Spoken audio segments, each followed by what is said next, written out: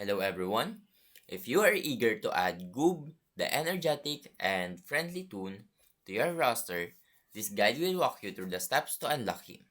So now let's dive in. So first is accumulate Ichor. Ichor is in the in-game currency in Dandy's world.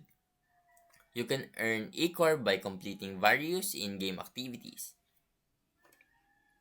Next is complete master quest with scraps. So, who is Scraps? Scraps is another playable toon in Dandy's world. If you have not unlocked Scraps yet, you will need to do so before proceeding. Now, undertake and complete 3 master quests. So, master quests are specialized challenges designed to test your skills with a particular character.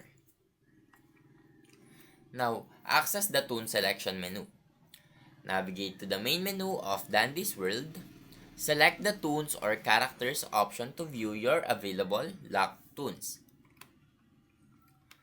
Now scroll through the list until you find Goob.